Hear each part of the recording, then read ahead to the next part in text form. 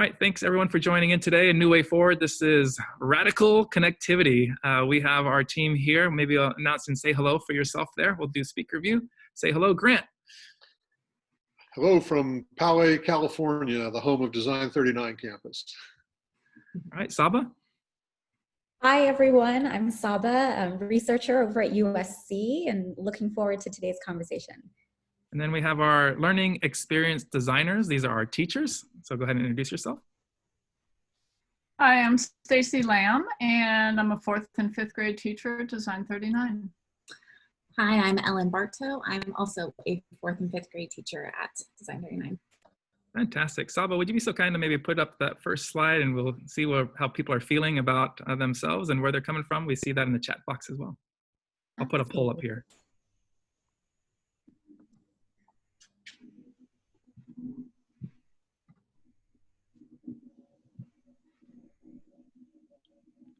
All right, so we have these, you want to talk a little bit about this, Saba?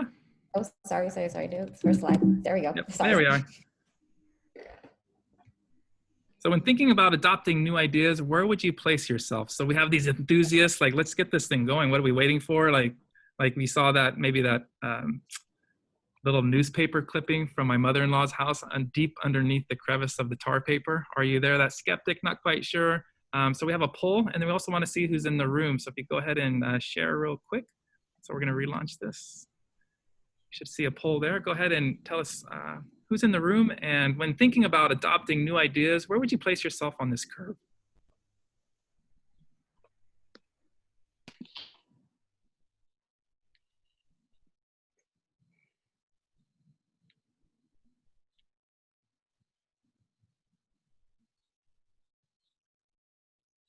Thanks for voting. Take about 10 more seconds. All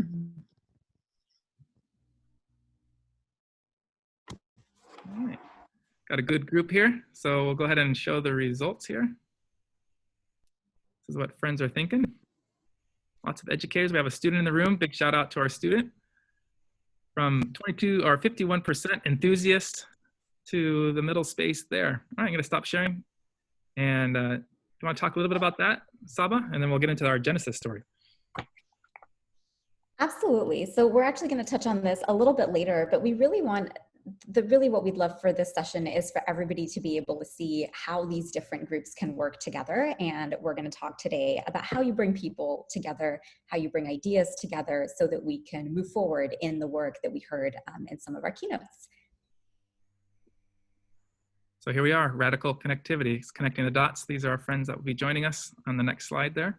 It's really around learner agency. And when we talk about learner agency, we talk from the space that we are all learners. It's not just the student as the learner, it's the community as the learner, the parents as the learner, the teacher as the learner, right? The superintendent as the learner. So all of us coming together with that learning at the center. And so we're going to talk a little bit about that from the very beginning. So I want to show something, Saba, if you can stop screen sharing. So I'm the second principal. We started about 7 years ago at Design39Campus. And it was an idea about changing the way we do school, changing the way we do business. And I got together with this chief provocateur, crazy guy named Grant Lickman. You'll see him a little bit later here. And I have tons of these notebooks, right, that we probably all have that we fill up. This is the first one, actually, when I came to Design39. So second year, the school is open. Prior to that, the school was that idea that just we have to do something different. It's the 39th school in the district. We have 36,000 kids across Poway Unified. And we don't want to repeat the same thing we've recycled year after year. And so here's literally like 2 pages into this journal, and I just want to share with you. It was with Grant, and he says, systems that kill it. Like really like get it right. Have a well-defined, communicated North Star, like where are we heading? Align our resources and our research and all our effort towards that North Star. And then lastly, effectively communicate how we're doing that. Like how are we bringing people forward? So this idea of this we're not going to do it alone. We have to get people together. We have to mash ideas together. And it can't happen just because Joe said, right? It's not because the principal said, it's because we have the space for the students to do this work. We have the space for the teachers to do this work. We have the space for the parents to interact with us through design sessions, all of that so that we can focus on this ideal where we want to go. And we completely get it wrong all the time, but we know that's the direction we're heading. And we think that thing is the space that we're going. It actually is probably more over here, but at least we're heading in that trajectory to kind of get us going. So that's the essence of this talk, really, and this collaboration is around having highly dedicated people together. You saw that enthusiast mindset that you have to have, and that what Caleb shared earlier, that not knowing mindset, like I don't exactly know, but I'm gonna fail forward. We're gonna go forward and kind of figure this out together. And we're gonna do that through some radical connectivity. So with that as the backdrop, Grant, you wanna add any details to that? Yeah, I think it's important that people recognize that the way that Design 39 got to be where it is today is not something that's inaccessible to other schools. And so let me just really briefly kind of lay out what I learned during that process. I was the fortunate guy that got to travel around the country, work with a lot of schools, and the superintendent of Poway asked me to come in and work with that founding team that was designing what became Design 39. And it really started with that single idea that Caleb Rashad talked about in his keynote. John Collins, the superintendent, said, we need to do school differently, because if we don't, the charter schools are going to come in and do school differently, and they're going to take all of our kids. So it started with that single idea, which got turned into the North Star that Joe was just talking about. We're going to be designers, we're going to be lifelong learners, we're going to be fluid and dynamic and collaborative and all those things that part of the North Star. And then it was about that initial group getting together and formulating a new system. And I'll tell you a quick story about a day we were in, we called it the war room, that the founding team of 6 educators was given for a year to build the school, to design the school. And at one point, we literally threw everything onto the floor. We threw schedule, we threw physical space, we threw assessment, we threw pedagogy, curriculum onto the floor, and we said, we're only going to pick it up off the floor and stick it on the wall as part of the operating system of this school if it leads us to the outcomes we're looking for that are not the outcomes that traditional schools have been designed for. And we did that. And that's what Joe's talking about in terms of that alignment. Well, these are the steps that any organization can go through. The steps that John Cotter, one of the real gurus of organizational change, talks about, of creating that sense of urgency, creating a North Star, aligning your resources to it, delivering on it. It sounds easy when you're starting a brand new school. It wasn't. This was a heavy lift, but it can be done in any school. And we've seen it now as schools quickly reorganize themselves to meet some new learning objectives here in the current environment. So one of those elements that we're going to talk about most today that we picked up off the floor was we have to have time, space, and resources, and the people who are willing to collaborate radically across this system. That was one of the key element design pieces that we picked up, put into the operating system of Design 39, and that's what we're going to talk about today. I love how you said that, Grant. We call it hack and pivot. We hack everything. Like there is no principal's office, right? So if there's no principal's office, what do I get to do? Just go bug a lot of people. But that's the reality, is we're there to support people, not to answer emails. We're there to support the people in the system, in the trenches, and to back away and to create opportunity. So that what if is a really big piece, but it's what if with action. So creating that condition. So Sab, if we put the slide deck back up, and we'll keep this thing moving. Absolutely. All right. So I am so excited to be able to share. I have had the privilege for the past 2 years to really kind of fulfill a dream of mine, and that is to be able to really dig deep and research what is it that's happening at Design 39 that's making them successful.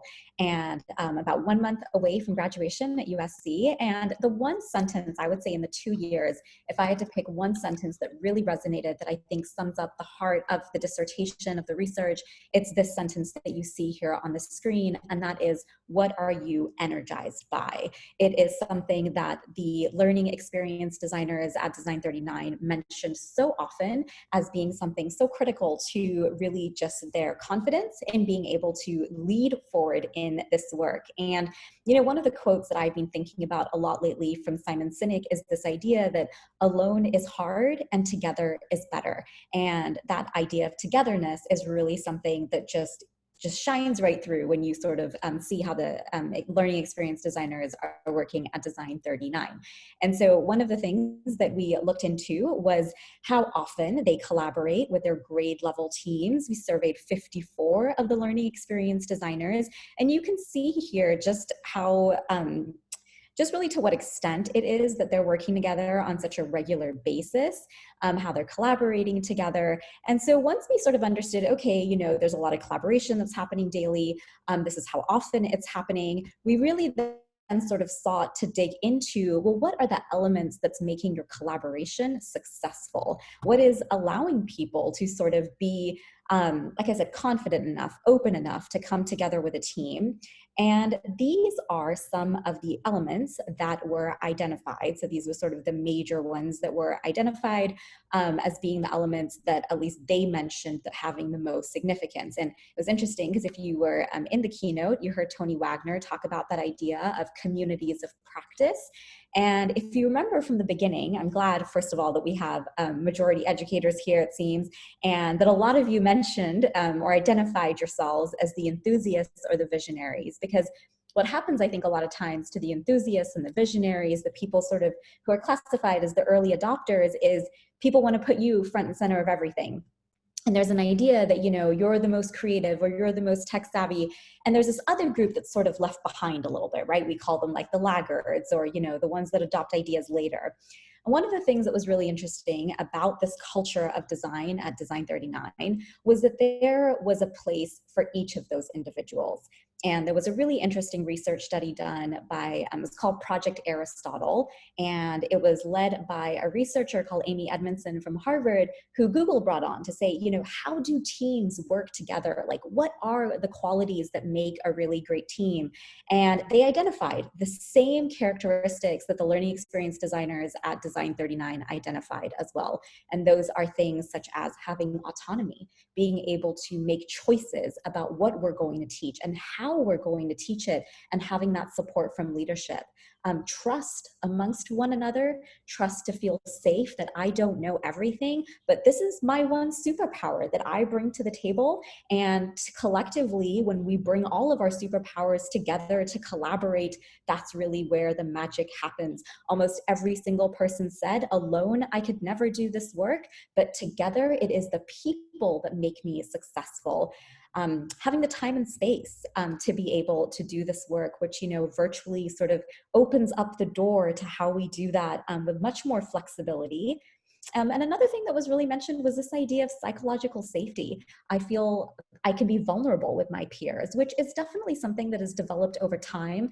You know, it's something that comes from ongoing collaboration. It's not we're all going to get in a room and all of a sudden be super comfortable and vulnerable with one another. But as we do this more and more regularly, we begin to build that culture. And it really comes from the different norms and the rules that we establish, the language we want to use with one another, how we address feedback, how we begin to share ideas. One of the things that I really liked that they said in one of the interviews was, when we start a project, we start by identifying this is what success will look like and this is what failure might look like. And by kind of just getting that out of the way, it almost like, you know, kind of clears the path to being able to move forward. And you can really see this is also reflected really deeply in the skills that students were developing as a result of the LEDs coming together to collaborate. You can see when they was surveyed and we asked them, you know, to what extent do you see creativity, problem finding, communication, all those things that we're talking about developing in your learners. You can see that the majority really said they either agree or strongly agree that yes, we're seeing this translate sort of as a result of that collaboration that we're doing together to design these experiences. And so with that, I'm going to go ahead and hand it over to Stacy and Ellen to really take us deep into how this happens on a regular basis. All right, welcome. And welcome to our design studio. That's what you're looking at right there. On the left, this is a space where our teachers work. This is our 4th and 5th grade space. And the space itself is not important. It's a system that's taking place within it that's monumental. So what you see is a lot of teachers sitting around a classroom, sitting around tables. If you walk in on any morning of any day, we meet on a daily basis, you would hear ongoing conversations in any stage of a design. You would see a mess, as you see right now. It often looks that way. You would see all of us. We all commit to being there every day. We don't like to miss out on the work. because things happen on a daily basis. You will see whiteboards full of scribbles. We're constantly writing and designing and adding and going back and erasing. And you'll see walls full of butcher paper and construction paper. This picture was taken at the beginning of a year. You can see the top is a piece of construction paper with construction paper. That's our integrated learning pieces. We're trying to fit all together. That's a brand new year up on top. And you're looking to last year, peeking through the teachers underneath. So you can see our whole process taking place. If you walked in there, you would hear conversations, constant conversations. It's never silent. You might hear yelling and you might hear laughter, but you'll hear people. And it's that human connection that helps us push our work forward. There are times when we are individuals speaking to the group, and there's times where we're breaking off in the conversations that need to push us forward. What you'll feel if you walk in that room is a ton of energy. You can't find that energy on your own at a teacher desk in your classroom. We don't even have teacher desks in our school because of what those stand for. We wanted to be together when we did the important work. So this is our teacher work. This is the work for our kids. So you'll hear and you'll feel energy, but what you'll also realize is that we have a tremendous amount of trust for one another. We're not always right. We don't always get along. We're more like a family. And we know that there's hard decisions to make, and sometimes there's hard conversations to get over. But underneath it all, with that sense of trust, we can really appreciate what everybody has to offer. We're very different people.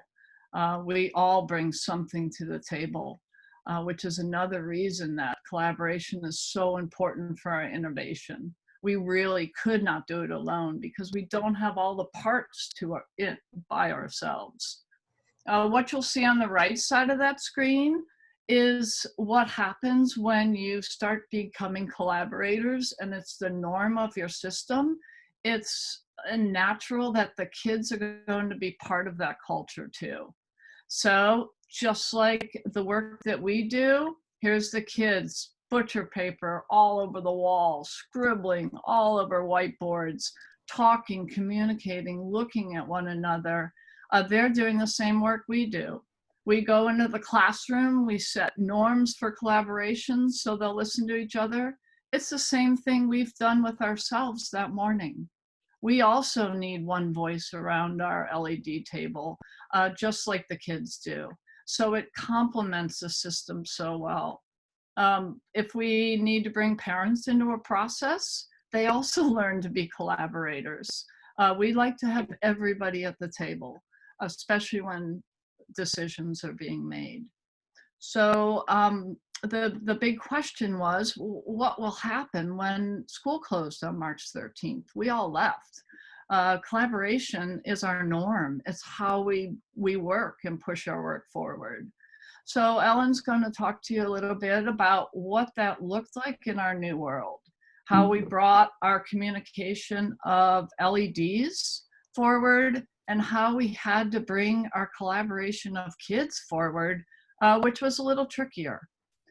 So Ellen, I will mute myself. You take it away.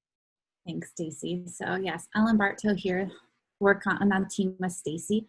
And yes, this is our kids before the system closed. You know, they're constantly collaborating with each other. It's learner-centered. You know, they're doing these authentic learning experiences. They're motivated. They're excited. They value this connection time, and we value it too, which is why we give them the time to do it. And so it hit, the coronavirus hit, and school was going to be closed, and I was thinking, oh no, like we were just in such a great groove with our learning experiences. And I have a student teacher this year, which she's had definitely an interesting experience. And she says, well, what are you going to do? You know, what's going to happen if school's closed? And she was newer to our school, and she said, are you going to give them packets? and my students overheard the conversation, and they said, what are packets? Which, you know, is just funny, because this is how they learn. You know, they are learning in this way. They have some cave time to have independent time, but a lot of how they learn is by connecting and working together. And Saba, if you want to move to the... So I thought, you know, but we're comfortable with change. You know, we're constantly pivoting. So at first we didn't know exactly how we were going to make this switch. And we figured out we needed to find a way for them to connect, because this is how they learn. On the left, they are working on teams, vertical boards, explaining their strategies, valuing each other's time, listening, thinking, oh, that's how somebody worked through these problems that are contextualized into relevant problems that mean something to them. And we found Padlet. Joe helped us find Padlet, and we started using this as a platform for them to be able to share their different strategies. We say everyone is a learner here. We don't necessarily have all the answers by any means. We want everyone's ideas to be valued and then to be able to respond. So this was a really great platform for the kids to be able to put up their work, their thinking on something, and to have some feedback on it. So this is the vertical boards collaboration in real life, IRL, and virtually. And so this is something I've learned. I'm going to take this Padlet back to the classroom when we come back into when we're back into the classrooms or virtually next year. It's a really great way for me to check and see everybody's understanding, and for the kids to learn from each other. Oh, good. Next slide. I think so. And so this was, you know, we have student-led experts in our classroom where they said, oh, I really want to teach the class about, you know, a topic. And then they would teach and write these slides down and then have a Kahoot at the end, which I know people really like. And so you can see the students are leading these kinds of conversations. And then the kids were the ones that had the idea, hey, could we do Kahoots back on Zoom? So, okay. And we did a whole unit, a week, an integrated learning week on the Constitution. And so then the kids had, they said, can I make a Kahoot for the class? And on Friday, it will be a summary of the learning and fun. And the students are excited. So that was really great opportunity for them. And then it's just this connection. They bond and have so much fun learning through games, and just to see that excitement, you know, they bond together, we bond together. Our kids are just happy doing different learning experiences. This is a fun math game, if you've ever played. For the younger ones, this is a 4th grade homeroom. And then we had a scavenger hunt. Stacey found a great way. Again, we collaborate on all these different ideas and learning practices. And so the kids were able to do that. And so, you know, these connections that we have with our students have just continued onward in virtual distance learning. And we are still, I just was meeting with all 33 of my students on Zoom before this. And, you know, they're still equally excited to create learning experiences for each other, to connect through breakout rooms or whatnot. And so I know that by this connection, they will help propel us with our future in our education. That's all.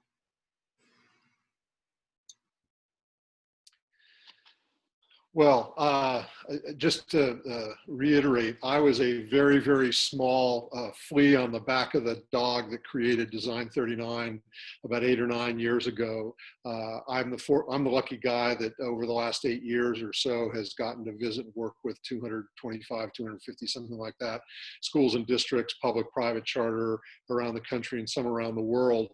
And I still have not seen a school or visited a school that blows me away every time I go there like Design39. And one of the things I've missed this spring is getting over to the school. It seems like about 3 or 4 times a year I find an excuse to get over there, and I'm just always amazed at something that's going on.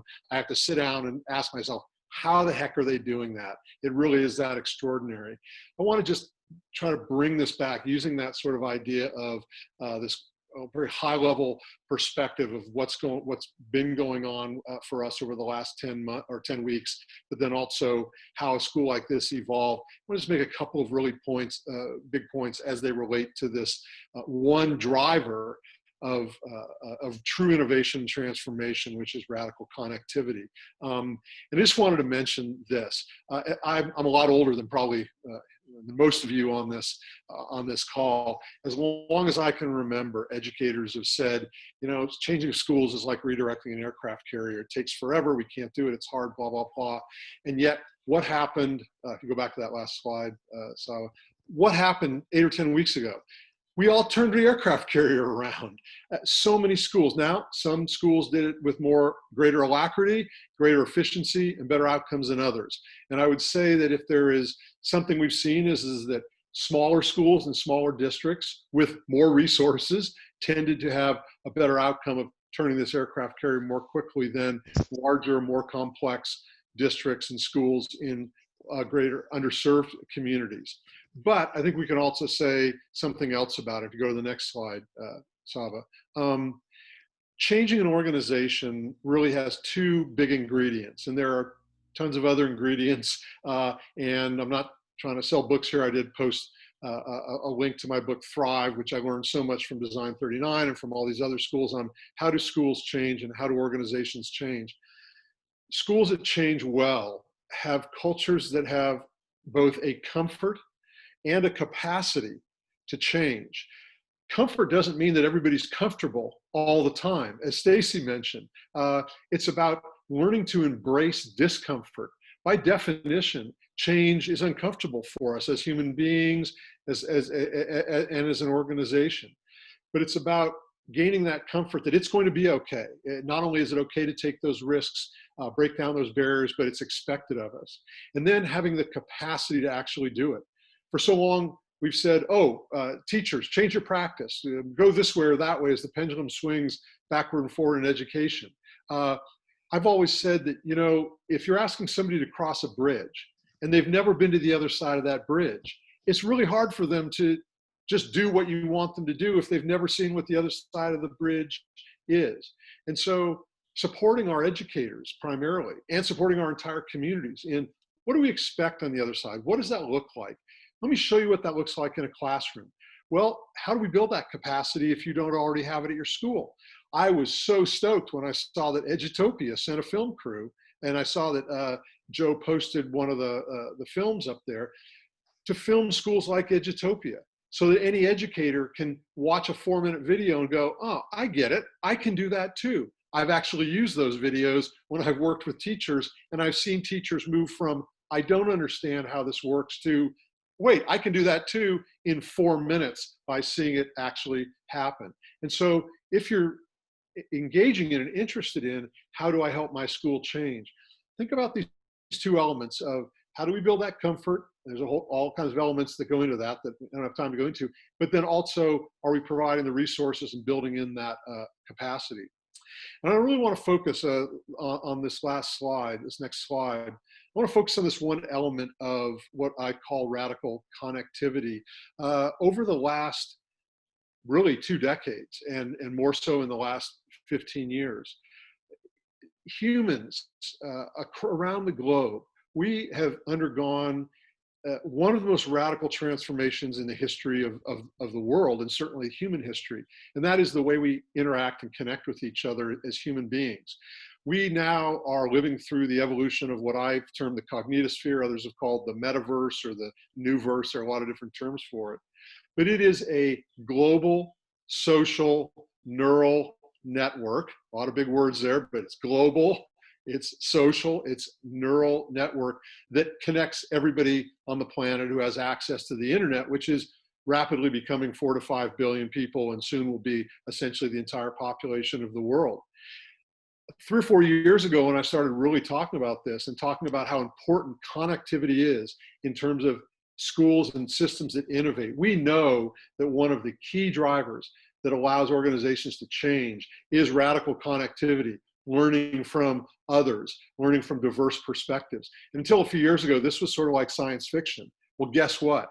As of about 8 weeks ago, this isn't science fiction. we are doing the cognitosphere right here, right now, this minute. We have 1,000 educators who logged in here today, not because somebody told them to, not because their mommy or daddy, the superintendent, the principal, the department chair told them to. They logged in because they wanted to, and they are going to learn something, as I hope you learn from this workshop, take it away and back to their school. How does that connect with Design 39? They've built radical connectivity into the system, the operating system of the school. There's another article I wrote, I forgot to post the link to, you can Google it, or it's on these are all on my resource page on my website, about the rebuilding the operating system of the school. Their operating system allocated time for teacher-teacher collaboration. Their operating system values student-student-student connectivity and collaboration. Their operating system has built-in relationship building between teachers and student groups. Their operating system has community engagement deeply built into it, so parents can decide, is this the right school for my student? And if so, how do I participate?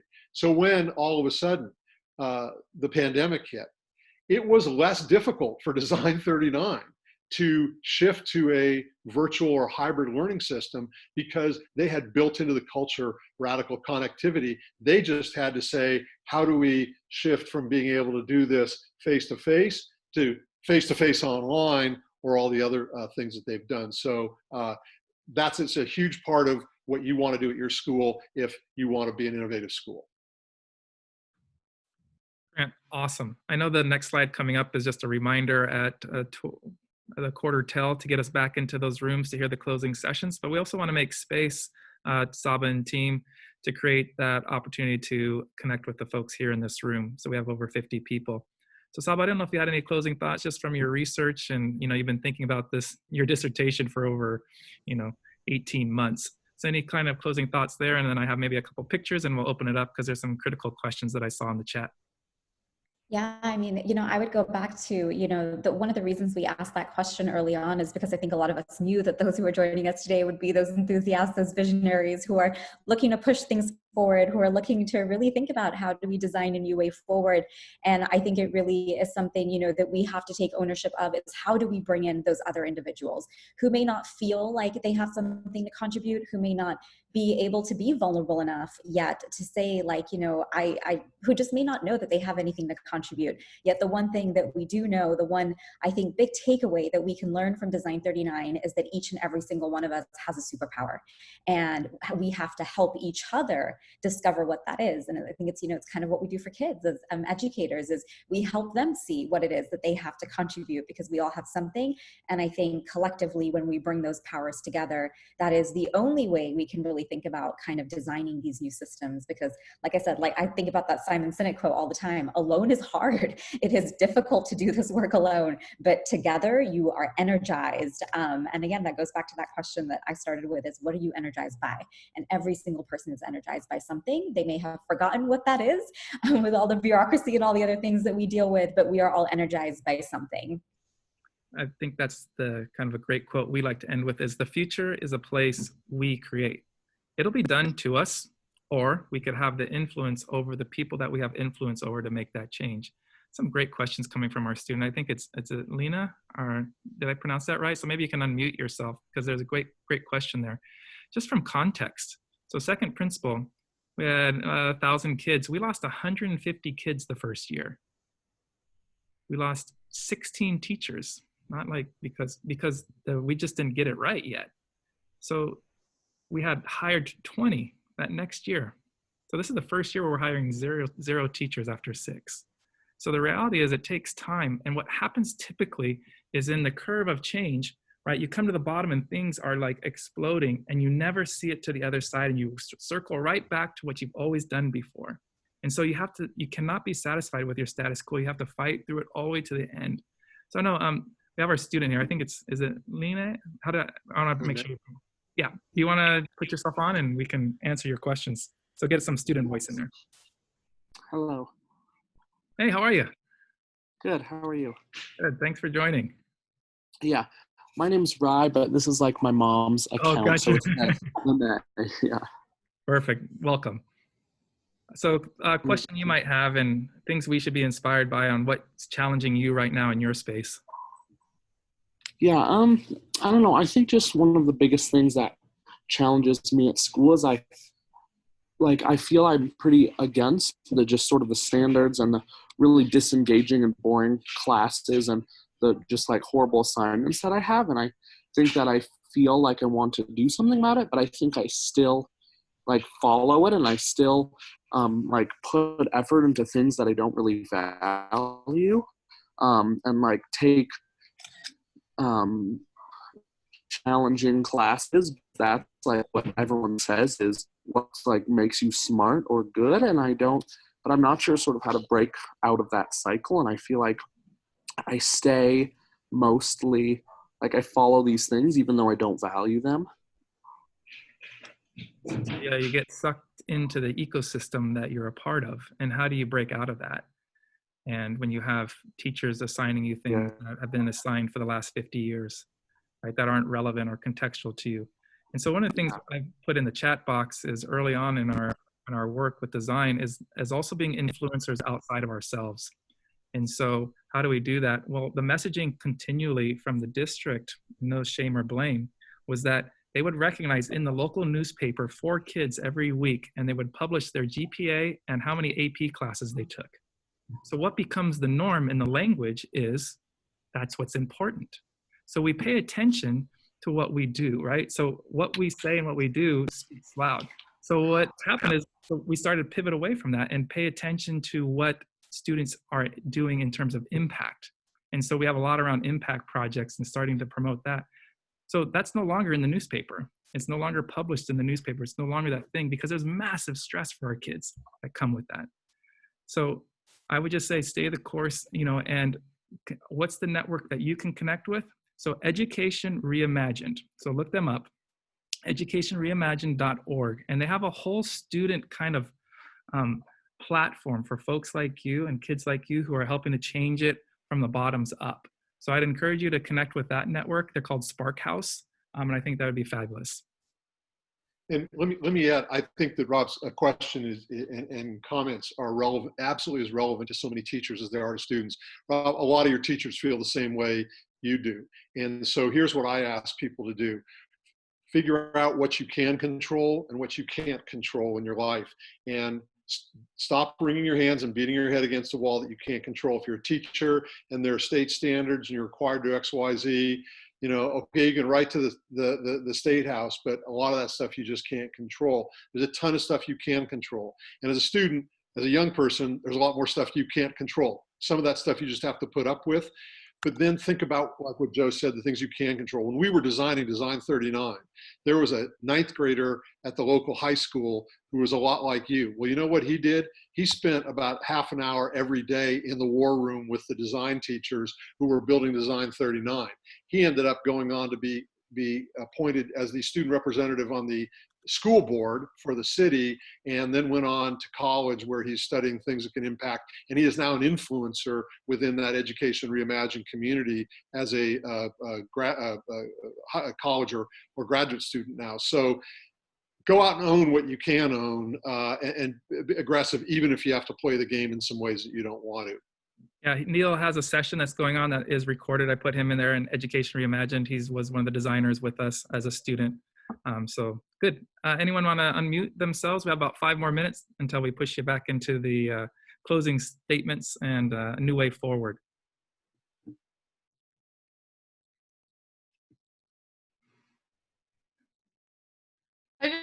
I want to make sure you understand that a lot of what Joe was saying, that it doesn't happen overnight, and what Grant was saying. True radical connectivity really does take work. And it's not natural to many people. We all came from other places. I came from 4 walls where I did my own work. And although I have lots of creativity in my head and I couldn't wait to do this work, I'm also a little insecure.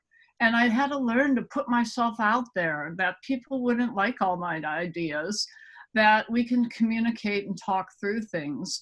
And before you know it, you start to see the power and the energy in that, and you start to feel a little less vulnerable. And so people will feel vulnerable and it will be tough in the space, but the work that comes out the other side is so important. So push yourselves, don't circle back and end up where you started. And Joe, I wanted to respond to Josh Bierman's comment in here. Josh had posted about, how does this work with districts that experience high amounts of poverty, home trauma, teacher turnover, et cetera, because we really can't turn a blind eye to that. I think none of us turn a blind eye to those really difficult problems. I do think there are examples of schools in those environments that are doing extraordinary things. I visited one of the people, and you can follow him on Twitter, Eric Julie, Juli, Dr. Eric Julie's principal of at that point, the most underserved school I've ever visited. It was in Cleveland until I went to this Pine Ridge Indian Reservation in South Dakota. But so for example, it just came to me when I read that question from Josh. How does Eric communicate with parents or prospective parents who are holding down wage jobs, who don't have a car, who don't have a bus fare to get to a parent meeting in the evening? He came up with solutions. He said, you know what, we will send a bus to a local church and pick up people at a church to bring them to our school to explain to them, the parents, how this school is different and get them engaged in different ways like that. It is much, much harder for schools that serve the least served populations. Another great reference is Pam Moran and the work that she did as a superintendent in in Virginia, in a county district that included some of the poorest areas of Appalachia, and how she got parents to come to them and ask and be interested in those schools and the kids' education, where before they wouldn't even answer phone calls. So there are resources out there. It is much, much harder, and we all need, and this last 8 or 10 weeks has even elevated that in our vision a lot more.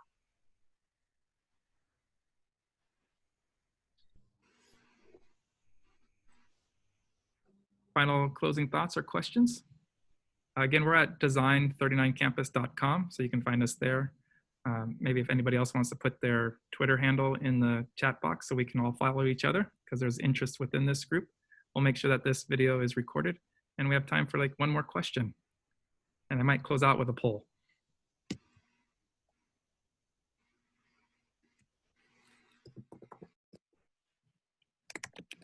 There was a question in the chat about collaboration, and I thought maybe Stacy and Ellen could talk about really quickly like how it evolved. Like I know now you guys have these like long text message chats running and things like that, but it probably didn't start that way. So maybe for the people who have never collaborated before, what advice might you give them?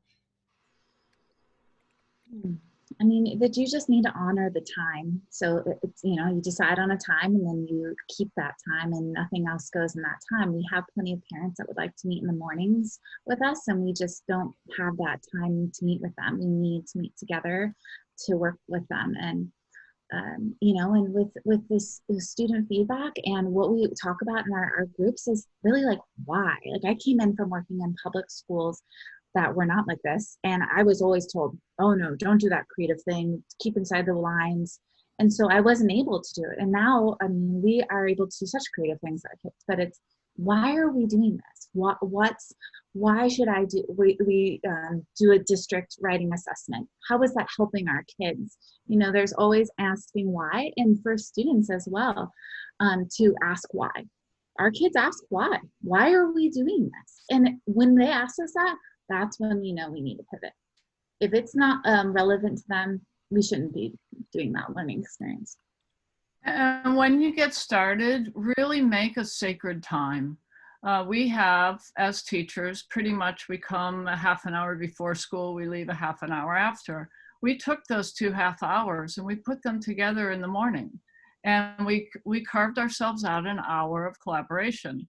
And we are there on time every day, and we honor each other by doing that. And our conversations often don't end. You can't collaborate on Thursday afternoon because it's a short day. That's not collaboration. That's just doing stuff that has to be done in that moment. Collaboration conversations don't often wrap up that moment, and you're coming in the next day picking up right where you left off. It's the big work, and it really has to be daily and a time that's sacred to you and your team. And Joe respects that too. It is our culture, and he doesn't plan meetings during that hour. Mhm. And, you know, everyone takes their turns of the agenda. You know, everyone kind of takes different roles in valuing everybody's time, because some people are more structured, some people are research based, some people are, right, we did our emergenics, and you know, and some people are the idea people, and we come to the table and we say, okay, today we're going to talk about this item. You know, on Mondays we talk about math, on Fridays we talk about business. We're not going to talk about the nitty-gritty business stuff until Friday. That's put it on the list. And then that way it organizes the system and keeps us on track. You know, hey, we said we were going to talk about these 4 things today. We've only gone through 2. Shall we put them on the list for tomorrow? We set up timelines for each other. We're constantly pivoting, as you saw the back screen in the design studio, that we have a structure set up, but we're constantly changing it. We had these 9 weeks and we pivoted so many different times. Oh, our kids had really good ideas. What if we changed it this direction? You know, and listening to the kids and valuing it and showing it with what we changed. So Awesome. So in the chat box, I have a link to the notes, the chat notes. So if you want to go ahead and click on that, we're going to close out. So that'll give you all the Twitter handles, so you can copy those and connect with each other. We can maybe add some notes in there as well later on. And then we really, really appreciate you coming together. A New Way Forward, please make yourself back to the New Way Forward Summit main room, which is the first room. And it looks like it got posted there. Thank you, Saba. Again, we appreciate you very much. So the future is the place we create.